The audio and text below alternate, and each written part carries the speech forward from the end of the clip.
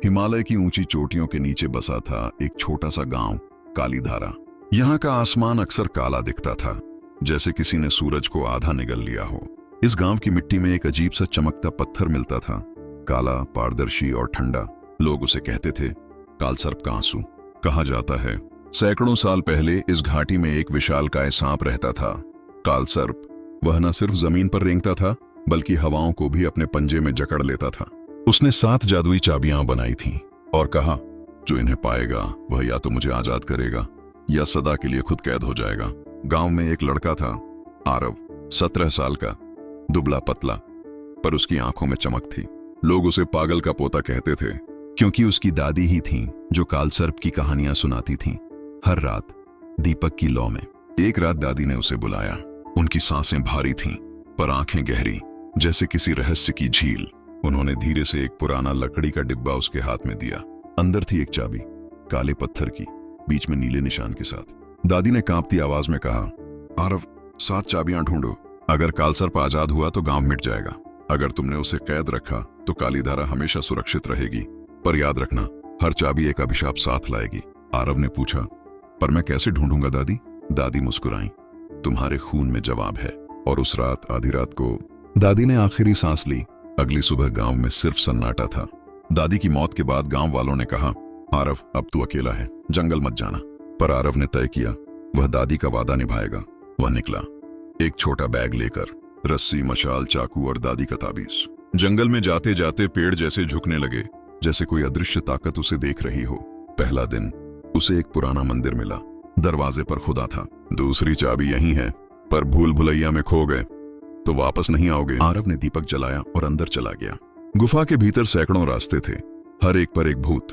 भूत बोले, हर सवाल का जवाब दो वरना यहीं भटक जाओगे। पहला सवाल, जो चलता है पर पैर नहीं, बोलता है पर मुंह नहीं, क्या है? आरव ने कहा, हवा। भूत गायब। दूसरा सवाल, जितना लेते जाओ उतना बढ़ता जाता है, ज्ञान। उसने जवाब दिया।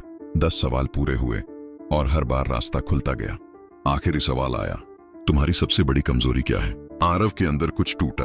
उसने फुसफुसाया, अकेलापन। सारे भूत एक साथ चीखे और गायब हो गए। सामने एक पत्थर का संदूक, अंदर थी दूसरी चाबी, लाल रंग की। पर जैसे ही उसने छुआ, उसकी यादें गायब। वह भूल गया कि दादी कौन थी। पहला अभिशाप था यादों का खोना। अगले दिन आरव पहुंचा अग्नि झील पर। झील में पानी नहीं था, सिर्फ पिघला हुआ लावा। बीच में एक द्वीप, और वहां तीसरी चाबी चमक रही थी। वह सोचने लगा, कैसे पहुंचूं? अचानक लावा में हलचल हुई। एक विशालकाय कछुआ उभरा, जिसकी पीठ पर आग की लकीरें थीं। कछुआ बोला, मुझे पार कराओ, मैं तुम्हें ले चलूंगा, पर मेरी पीठ पर सिर्फ सच चल सकता है, झूठ बोले तो जल जाओगे। पहला सवाल, तुम यहां क्यों आए? आरव बोला, गांव को बचाने। सच। दूसरा, तुम्हें डर नहीं लगता? लगता है। सच। तीसरा, तुम दादी को याद करते हो? आरव ने रुककर कहा, मुझे याद नहीं।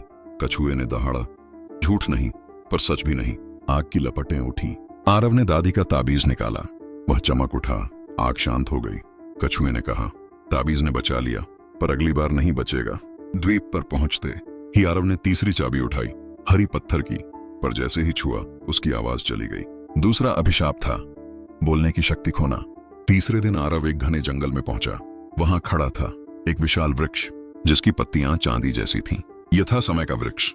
वृक्ष बोला, मेरे फल चुराओगे तो समय उल्टा चलेगा। एक फल, 1 साल पीछे, 7 फल, तुम शिशु बन जाओगे। आरव ने देखा, चाबी उसकी जड़ों में फंसी थी। वह एक फल तोड़ता है, उम्र घटकर 16 हो जाती है। दूसरा फल 14, तीसरा फल 12। हर बार पेड़ की जड़ें और गहरी होती जाती।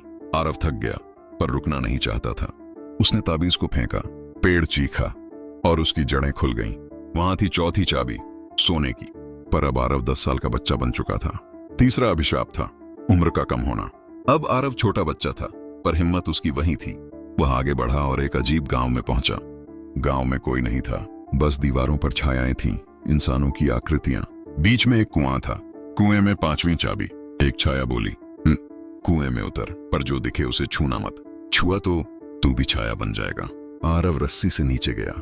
कुएं में उसने देखा, उसकी दादी मुस्कुरा रही थी, पिता गोद में उठा रहे थे, गांव वाले ताली बजा रहे थे। आंखों से आंसू बह निकले, पर उसने कुछ नहीं छुआ। दृश्य गायब। नीचे चांदी की चाबी, उठाते ही उसकी छाया गायब हो गई। चौथा अभिशाप था अब वह सूरज की रोशनी में नहीं चल सकता था। 5वें दिन आरव को एक लड़की मिली, मायरा। सफेद कपड़ों में, आंखें गहरी और गर्दन में सांप का निशान। मायरा बोली, मैं भी चाबियां ढूंढ रही हूं। मेरे पापा काल सर्प के रक्षक हैं।